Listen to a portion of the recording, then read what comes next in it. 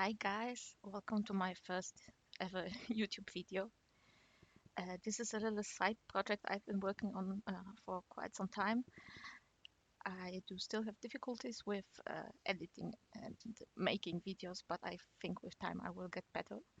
Um, you guys often ask me on how my process looks, so I decided just to record everything that I'm doing while I'm making a plushie and then put it into a well, I thought a short video, but this one turned out to be over 30 minutes long. I actually had almost 10-hour footage from making this plush. This is quite a big project, and I promise you in the future it won't be that much to deal with. But there are quite some, I think, interesting steps that I didn't want to leave out. So if you just get bored, turn it off. Should you have any questions for any specific parts, just reach out to me or ask them in the comments. I try to get to back to you as soon as I can. But basically, yeah, I hope you enjoy. In the first steps, I do like to calculate how much fabric I will need, also how big a sphere, for example, in this case, the head would be if I just put it together. Also, this time I decided to do um, the prototype in the actual size of the plushie because I never did such a big plush before with such a big head. I wanted to be sure that I will not mess it up while scaling, so I just started already with a big head. I had quite a lot of scrap fabric in this color, so I decided this would be the best. Oh yeah, you will see me sipping tea. Here and there, I just love my tea. I can't live without it, can't work without it. So my tea will probably, as I noticed while I was editing the video, it's always in frame. It's also always there.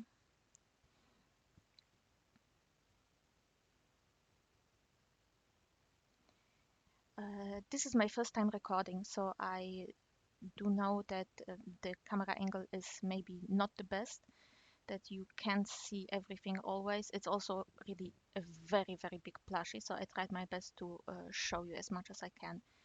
If you have any tips for me or would like to see a different angle or you wouldn't mind seeing more of me while I work, you can just tell me. I'm really open for any suggestions. Uh, to decide where I want to put the embroidery files on the final piece, I always draw directly on my prototype. And this way I will know where exactly I want to put those. It's quite easier that way than to, well, assume what you think that the positioning should be like, because that most of the time ends up not being the best position. Also, at this point, I almost always go back and cut open the prototype to get this size and position of the embroidery files just as perfect as possible. So cutting this thing open, getting all the stuffing out of the way. Maybe I left a little bit too much of not important footage, but like I said, I had over 15 hours of footage of this plush only, so I didn't want to throw too much away, especially in those beginning stages where I try to show you everything that I do.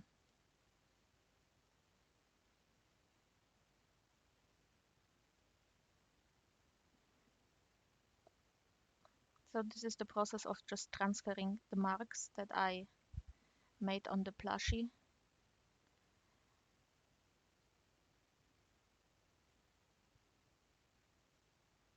I decided to change the shape of the nose a little bit and do a little bit smaller, a little bit less fabric on the chin. But basically I was quite happy with the first head that I've got. The top part of the head is made out of fur. So here you see me pinning the pieces, getting them ready to be sewn together.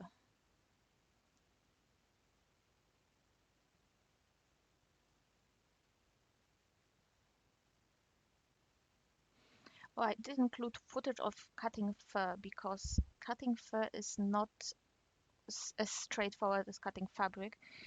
It's pretty important that you cut only through the bottom layer of the fur, not the hair itself. Because if you cut the hair, you will get a straight edge on the hair, and it doesn't look natural. You can see where you cut it, and it just looks, well, ugly. So most of the time I do this either with a small scissors like here, or I use an X-Acto knife to cut only the bottom. When I sew food together, it's also important that you tuck out the fur from the seam, because otherwise you will be left with fur in the seam that you can see. So I think I have footage of that a little later. So here's the other half of the head of the embroidery.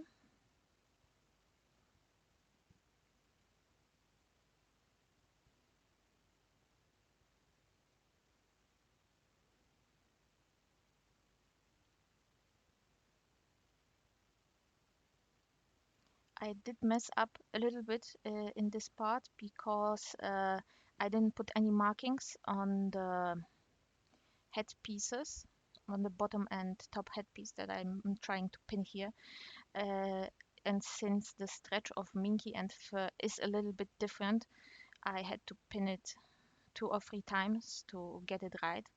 It's always good to put markings on the pieces, especially if these are such big pieces as this, because you can get quite a stretch of fabric. Also, I pin pretty close, so my fabric will not move a lot.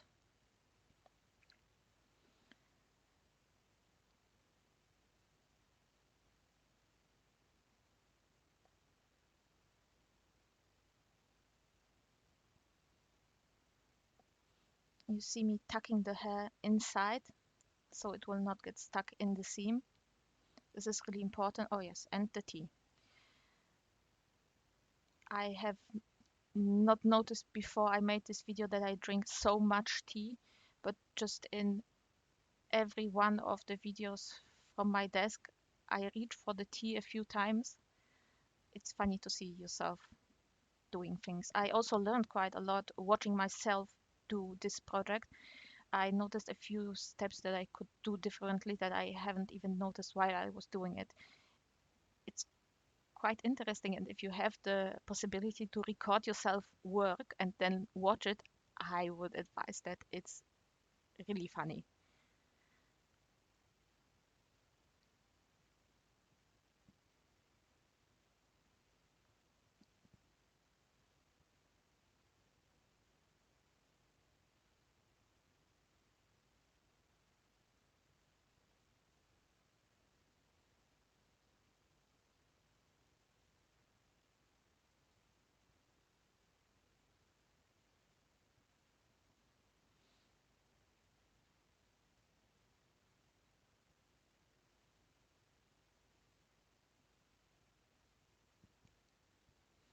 So now with the head done, I check the seams for any holes before I turn it right side out.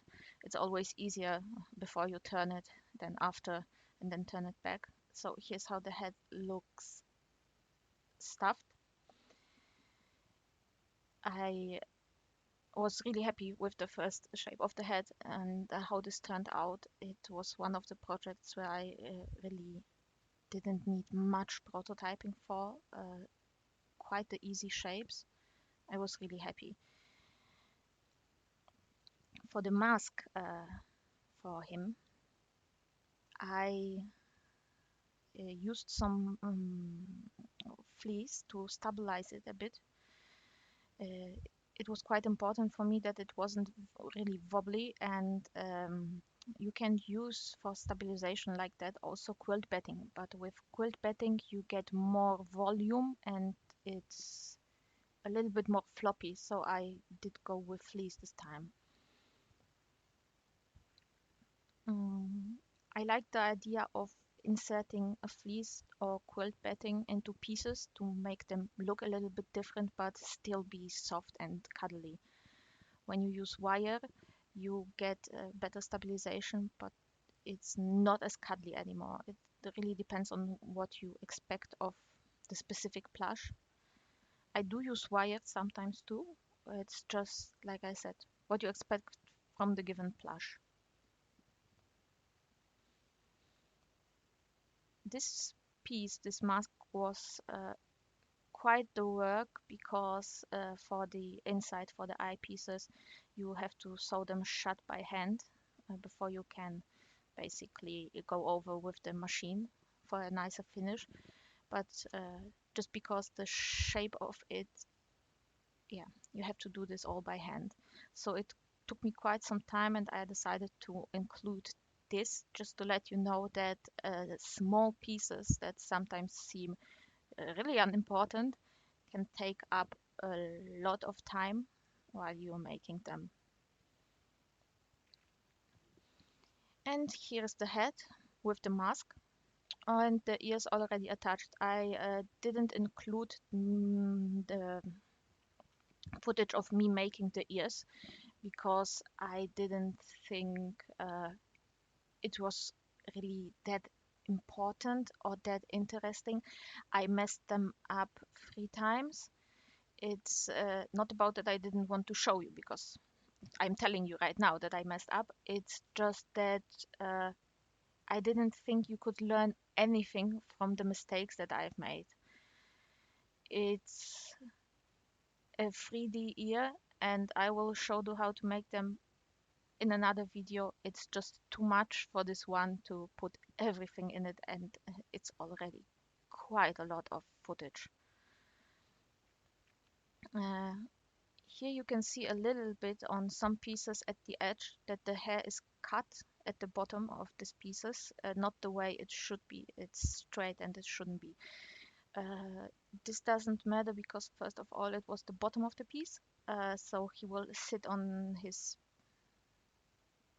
bottom, and it was also I cut it too big, so I knew that I would cut it down later on, so I didn't bother to do it correctly the first time because I knew I will cut it again. You see me getting with different brushes over the fur over and over again while I'm working on that. Uh, this is important so you get the hair nicely and not stuck in the seams. Also, I filled the bottom with oh, how do you call them?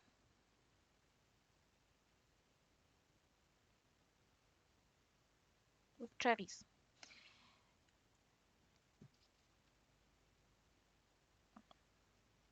to make it a bottom heavy plush. Uh, he was supposed to be sitting on his bottom, so giving him a little like this beanie-like feeling is quite okay, but the normal size beanie pebbles are too small to fill such a big plush. So in cases like this, I like to use cherries instead. I was struggling a little bit with the hand pieces. The first prototype, I don't know where I messed up exactly uh, for this green part. You will see what I mean. But all the other pieces came together really quickly. It was quite a lot of fun just making this little feet of him.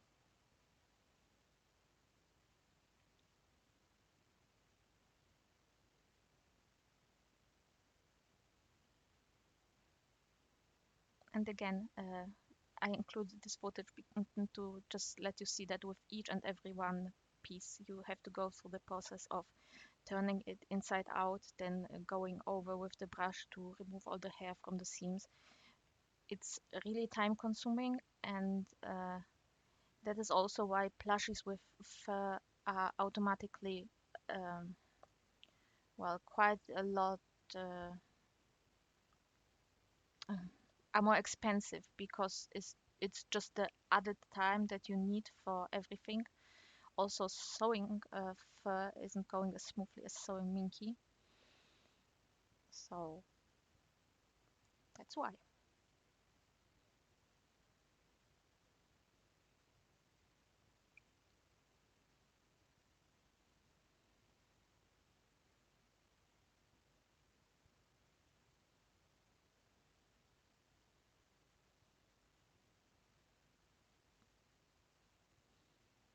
Also, I would love my hands to work that fast normally, but well, that's unfortunately not the case.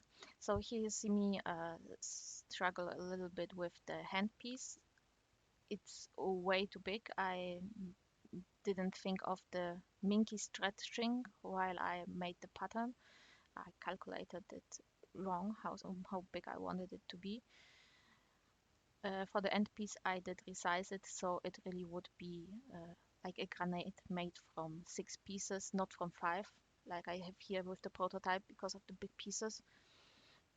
Also, each time I adjust a pattern piece, maybe not each time, but most of the time, I copy the old piece and then I do the adjusting on a new piece and number it like version 2. I do this because I messed up adjusting pieces quite a lot in the past, and if you mess with your original pattern piece, you can't go back.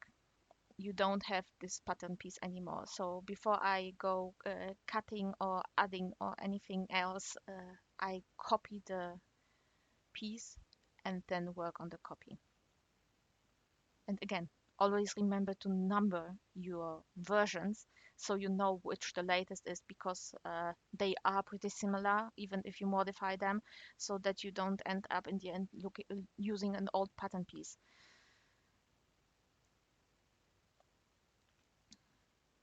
And again, this is my first video, so I'm aware that you can't see that much.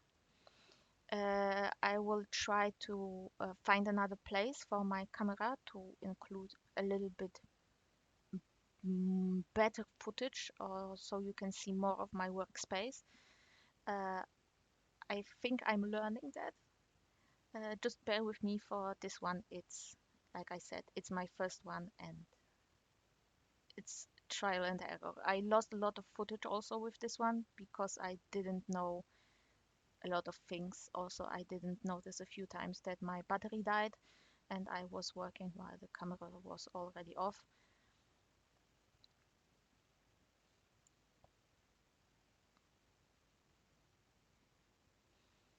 This was quite time consuming because all the parts like the hands and feet and everything had to be sewn by hand.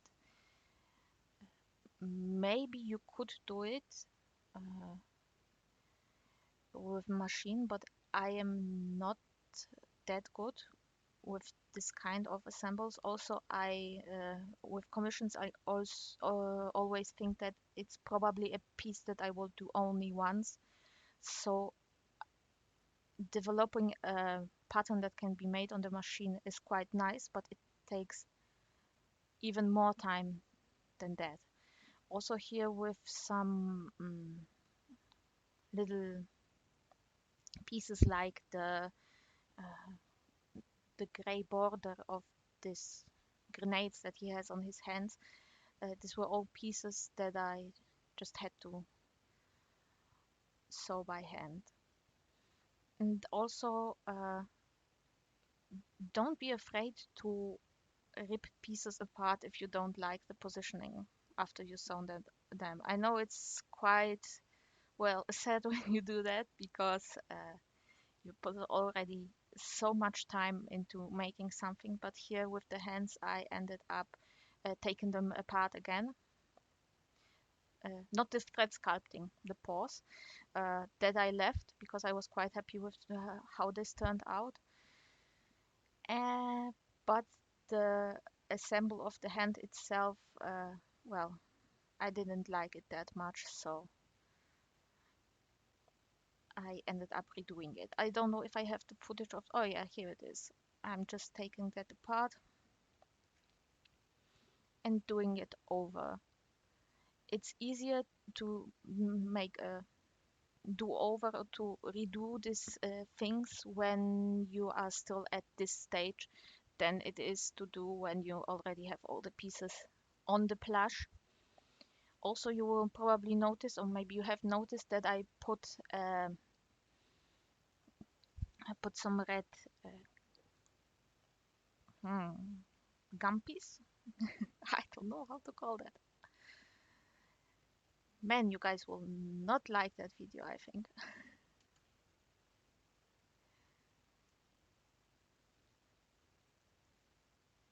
Oh, here I go with the feet. Uh, the feet and the hands, I wanted them to be able to move, so that's why I included some, well, no, I'm not sure how you call that.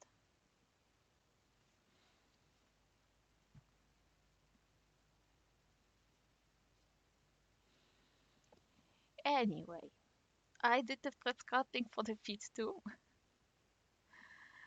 Uh, it's always fun to see how a simple piece can turn into something really interesting just by adding some thread sculpting.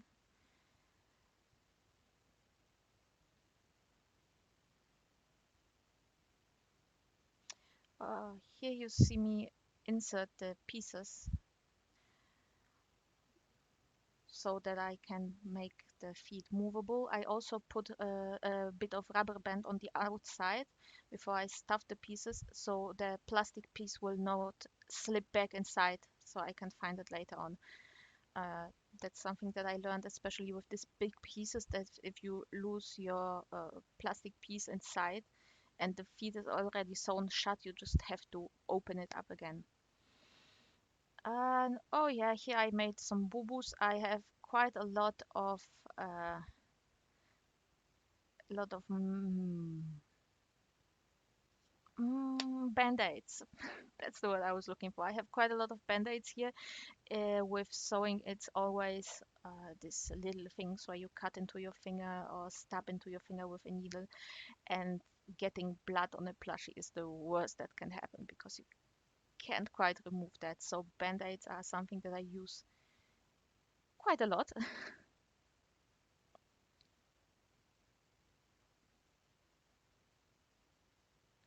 And again with the tea.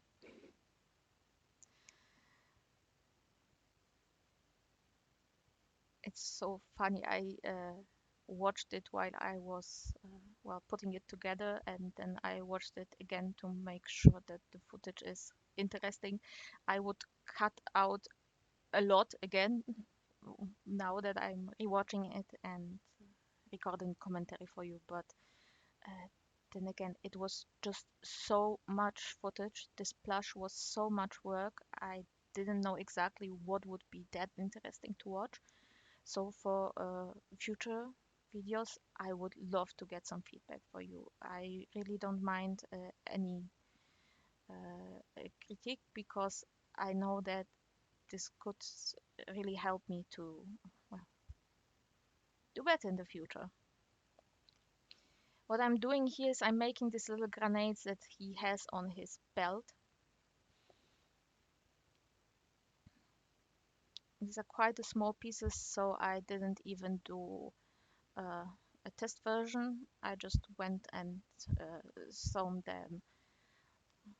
When you make quite a lot of plushies, you kind of can eyeball a lot of things at a certain stage. So making little balls like that didn't require me to do any prototyping. Also, I have quite a wide arrangement of tools. Mm, I think you guys would be interested to see all the different sizes of uh, different tools that I have. I think I would need to make a separate video on that because there are really quite a lot of things. Some I use for really specific tasks, some I use every day.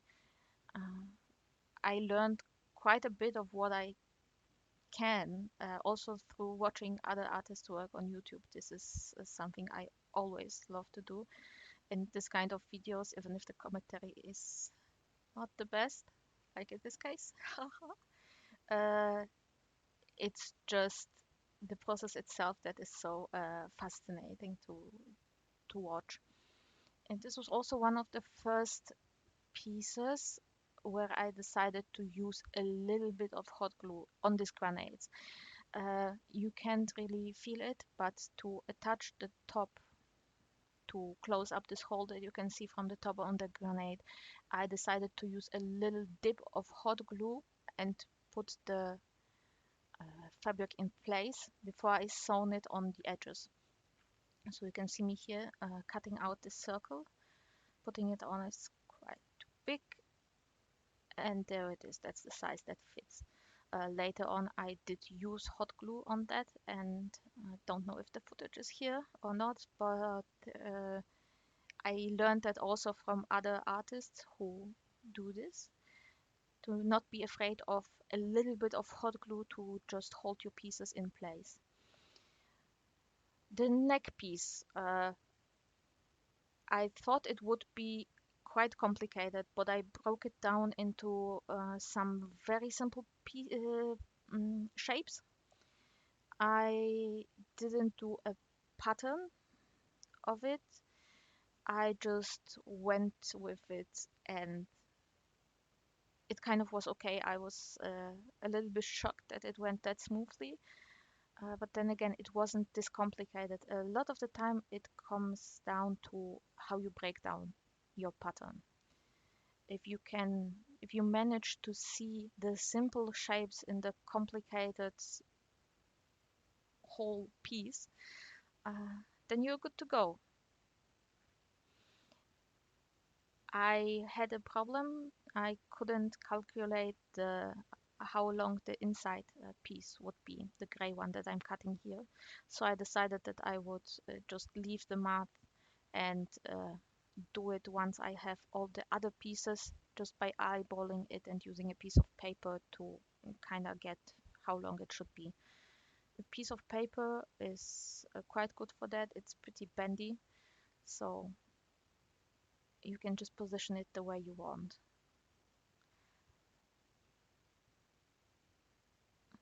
And again, now I can see that the camera positioning is not the best.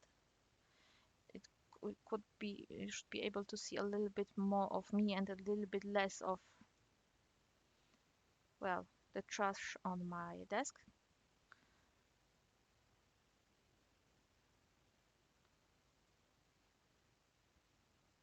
But I promise you I will do better.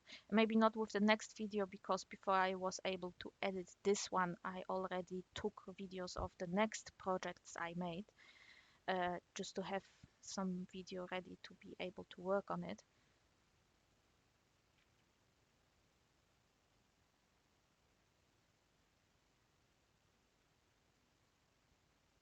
So this neck piece again was pretty simple to make, but then again, it was also time consuming. There are a lot of pieces. You can see me going back and forth with pinning and measuring and making pieces and then stuffing. But generally, this plush had quite a lot of accessories. So for it was the neck piece, it was the orange straps on the body and the grenades, which I only made two of, but then was informed by the client that there are actually four, so I had to go back and make some more. Attaching the neck piece was a little bit of a hassle. I ended up uh, doing this two times, because the first time I didn't use the proper thread and it snapped on me. Um, this happens sometimes when you use too much force, not the right thread, and maybe you just... I didn't position the piece right, so that was a problem also. Here you can see partially how the plushie looks when I put it on my desk. I have a little bit more of the footage where I saw this on. You guys will see that in a moment. And when you stuff parts, it's really important how you stuff them. Uh, I always go back and forth a few times with adding or removing some of the stuffing just to have the perfect softness of the piece. I almost forgot that I also had to make these pieces. These are the uh, head pieces, the on the back of the head. Uh, they were they are standing up, so I ended up using Eva foam for this. It's still soft, it's bendy, but it will stand up. This is also what I used inside the ears at the end. Uh, could have done it without it, but then again the ears were quite big and I wanted them to be really stable. So I went and did that. Mm, depending on what you are putting the foam into, it's quite important to cut it a little bit smaller. I didn't really do that here because I wanted it to fit really tightly. It's quite a fiddly job to get it in after you have such a big piece, but once you have it in there, it really fits nicely and holds the shape. I also put a little cut, you maybe saw that, in the middle of the piece, just to uh, just to make it overlap a little bit and not be as round as it was. Here you see me cutting the tail. I included this footage so you can see that I sometimes, like I told you, use the X-Acto knife instead of the scissors. And again, it's important to just cut the bottom layer where the fur is attached and not the fur itself.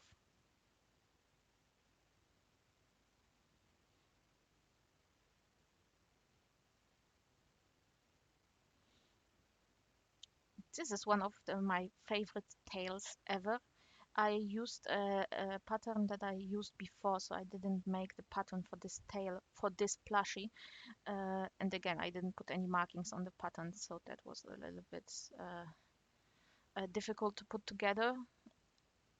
But I didn't stuff the tail how I normally stuff my plushies, so very hard because I really wanted it to be this fluffy, soft thing, and it turned out exactly like that.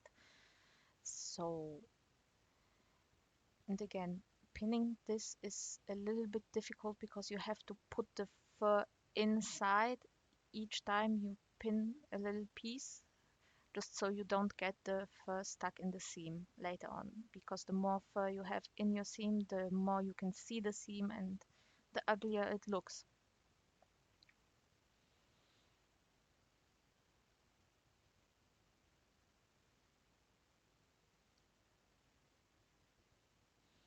So we are finishing the end of this plush, well, of the pieces.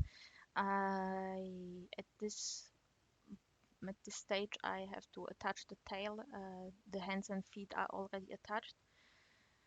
And here you can see me struggling with the whole piece. I sometimes forget that I should attach some pieces before I attach some other pieces. Like here, I should have maybe attached the tail before I attached the head. It would have been, well, slightly easier that way. But in the end, I managed to get them all. And here I'm just making the final touches to attach the grenades on the belt.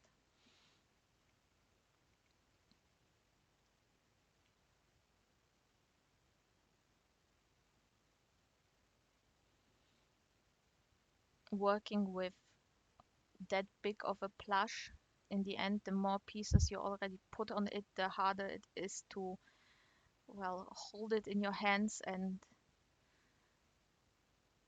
work on it. And again, with the brush over the whole thing, just to brush out any stray hairs that are eventually left, to brush out all the seams. And here it is, ready for the photo session. I hope you guys did enjoy this video. Again, if there are any, if there's anything that you want to see more, that you want to see less of, just tell me. I'm really happy about every kind of feedback. I really hope you enjoyed, learned something. Maybe you have questions. Feel free to reach out. As you can see, the pieces on the back of the head are standing up really nicely. There are the grenades on the back. The neck piece is attached securely, so here he is. Oh yeah, the tail. It is really fluffy and soft. I know you can touch it, but it really is. Thanks again for watching. I hope you have a good day and see you next video.